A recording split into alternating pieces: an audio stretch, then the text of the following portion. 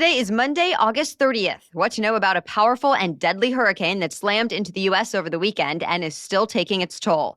Also, just days before the deadline to get American troops out of Afghanistan, the U.S. strikes back against ISIS, possibly preventing more attacks. We'll explain.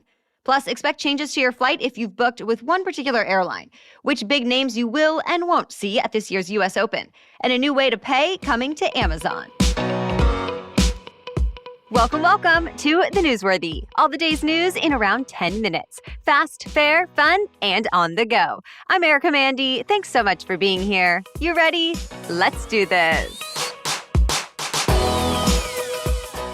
One of the most powerful storms to ever hit the U.S. made landfall over the weekend. Hurricane Ida directly hit Port Fourchon, Louisiana, with 150-mile-an-hour winds, flooding rain, and life-threatening storm surges that were more than 7 feet above normal.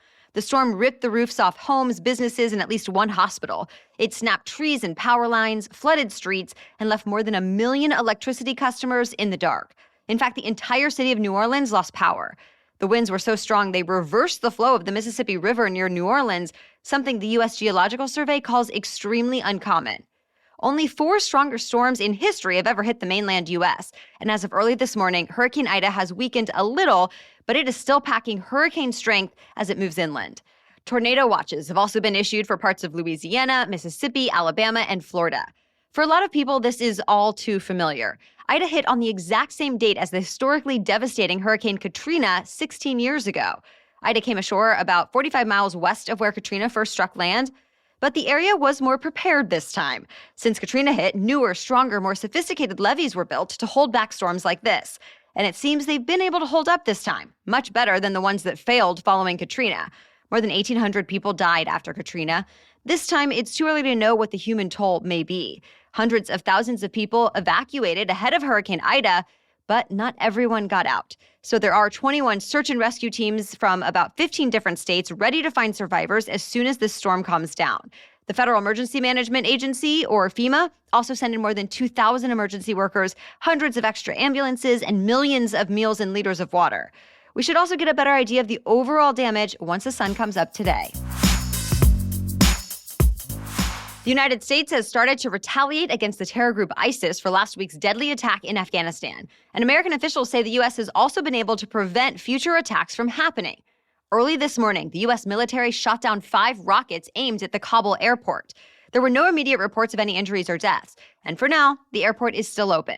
The U.S. military has also been sending drones to strike ISIS. The last one blew up a vehicle that was apparently carrying multiple suicide bombers before they could again attack Kabul's airport. Unfortunately, though, Afghan officials say the strike did cause explosives inside the vehicle to go off, and they ended up killing as many as 9 civilians, including children who were nearby. Earlier, the U.S. conducted a different drone strike in Afghanistan. Military leaders say that one killed 2 high-profile ISIS targets and hurt another one who were involved in planning attacks against Americans. Remember, 13 American troops and as many as 170 Afghan civilians were killed in last week's attack at Kabul's airport. The fallen service members returned to the U.S. in flag-draped caskets yesterday. All but one of them were in their early 20s. President Biden met with their families over the weekend. The rest of the American troops in Afghanistan are still scheduled to leave tomorrow, but the evacuations there will likely not be finished by that time. As many as 250 Americans who want to leave Afghanistan are still there, along with tens of thousands of American allies. That said, the State Department released a statement saying the U.S. and other countries will make sure the airport functions normally, even after it's in Taliban control. Nearly 100 countries signed it, as well as NATO and the European Union. It says the Taliban has promised that people with travel documents will still be able to leave the country. So far, more than a dozen countries have evacuated 240,000 people out of Afghanistan since the Taliban took control of the country. There's some new evidence the Delta variant of COVID-19 is not only more contagious, but also more severe. A new large peer-reviewed study out of England found people infected with Delta are twice as likely to end up in the hospital as those who get the Alpha variant. Now, Alpha is the one that first popped up in the UK last year, and it was already found to cause more severe illness than the original strain. In this latest study, researchers followed more than 43,000 COVID-19 patients from late March to late May. They found some get infected with Alpha and some with Delta. But those who got Delta were admitted to the hospital more often. They also tended to be younger on average. The Delta variant now accounts for nearly 99% of all new COVID-19 cases in the U.S. The good news is the CDC says the vaccines on the market still have good protection against all variants of COVID-19 circulating right now. Though the issue is children younger than 12 still are not eligible to get vaccinated, and they're now at higher risk of being infected than any other time in the pandemic. Now, keep in mind, most children who get sick still have only mild symptoms, but some do get severe cases, and children's hospitals in parts of the country are overflowing. Now, the Children's Hospital Association is asking the Biden administration for more support. It wants the federal government to step in and offer emergency assistance and funding to support children's hospital staff. So far, no response from the White House.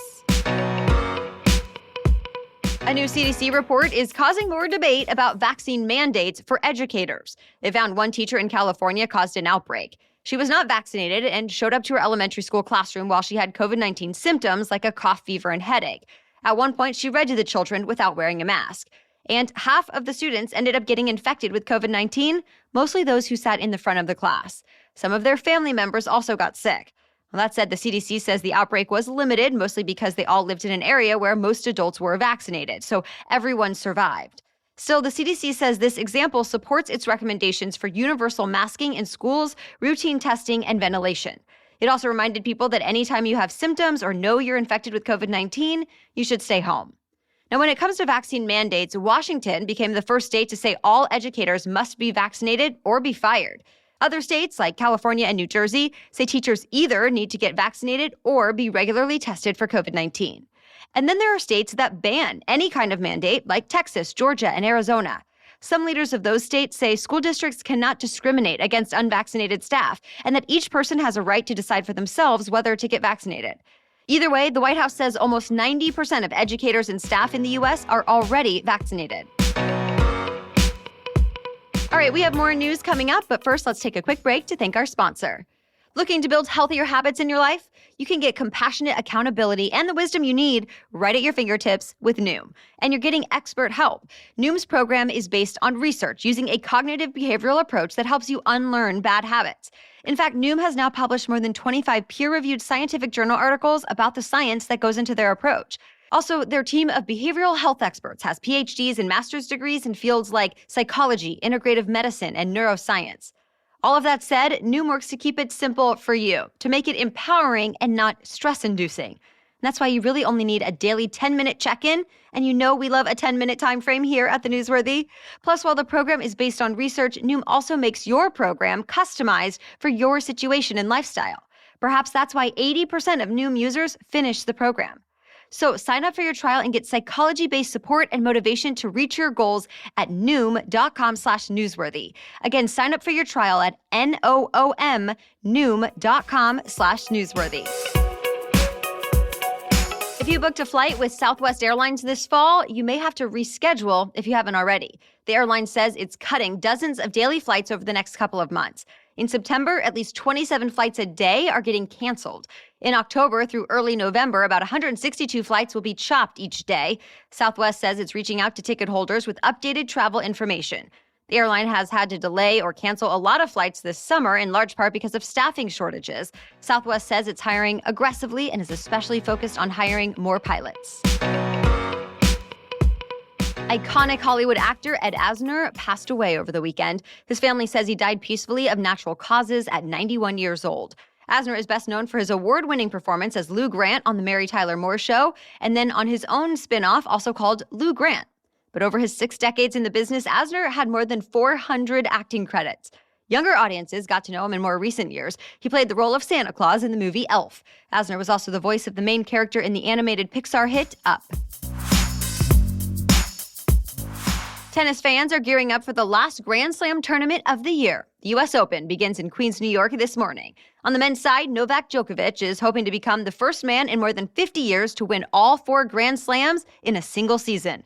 If he wins, he'll also break the record for most Grand Slam singles ever won by a man. Djokovic is tied with Roger Federer and Rafael Nadal at 20 apiece, but they're both hurt, so neither of them are competing in the tournament. As for the women, Naomi Osaka is looking to defend her title. She won the U.S. Open last year and in 2018 when she beat Serena Williams. Both Serena and Venus Williams are out with injuries. Ash Barty is also a top contender, though. She won Wimbledon, and she's now considered the top women's tennis player in the world. Today, astronauts on the International Space Station are expecting to get a unique batch of supplies, experiments, and fresh food. A SpaceX rocket blasted more than 4,800 pounds of items up into space yesterday. They include foods like avocados, lemons, onions, and even ice cream. There's also 3 experiments from the Girl Scouts. One will look at how ants work in weightlessness. Another will study how tomatoes, peppers, and lemongrass grow in space. And the third will look into whether brine shrimp can be raised in microgravity. If so, that might be a source of protein for future astronauts on long flights. More experiments are on board, too, to study eyesight problems, bone issues, and more. And that's it for your main news today, but now it's time for Money Monday, when we talk about one interesting money-related news story. And today we're talking about a new way to pay with Amazon. But first, a quick break for our sponsor. I'm a first-time parent, and at times, it can be challenging. In fact, any big transition period in our lives can feel really stressful. But the reality is, we don't have to go through those more intense seasons of life alone. BetterHelp pairs you with a licensed professional counselor who you can message anytime, 24/7, and get timely and thoughtful responses. Plus, you can schedule video or phone sessions as well. Yes, you can connect through text, phone, video, or all 3, whatever helps you feel most supported. And of course, anything you share with your BetterHelp therapist is completely confidential. One BetterHelp user wrote that her therapist never made her feel judged and, quote, gave me perspective in an empathetic way that really helped me both process what I went through and gave me the validation I needed to move forward. So whatever your situation, I want you to start living a happier life today. And as a listener, you'll get 10% off your first month by visiting betterhelp.com/newsworthy. Join more than 1 million people who have taken charge of their mental health. Again, that's BetterHelp, HELP, betterhelp.com/newsworthy. Now back to Money Monday. Amazon is the latest retailer to offer a buy now, pay later option. The retail giant is partnering with a company called Affirm. Affirm lets customers make monthly payments. It may charge interest, but says there are no late or hidden fees. Affirm already works with thousands of businesses, including Walmart and the Expedia Group. Amazon is testing this payment alternative with select customers right now and says it'll be more widely available in the coming months, only for purchases worth more than $50. The only exceptions will be Whole Foods or Amazon Fresh. The buy now, pay later momentum has been picking up steam lately, especially as younger people have apparently been hesitant about taking on traditional credit card debt. Earlier this month, for example, Square bought Affirm competitor Afterpay for $29 billion. Companies like PayPal, MasterCard, and JPMorgan Chase offer similar buy now, pay later products. And Apple is reportedly working with Goldman Sachs to launch its own system for installment payments. All right, thank you so much for listening today. We'll be back with much more news tomorrow. Until then, have a great day.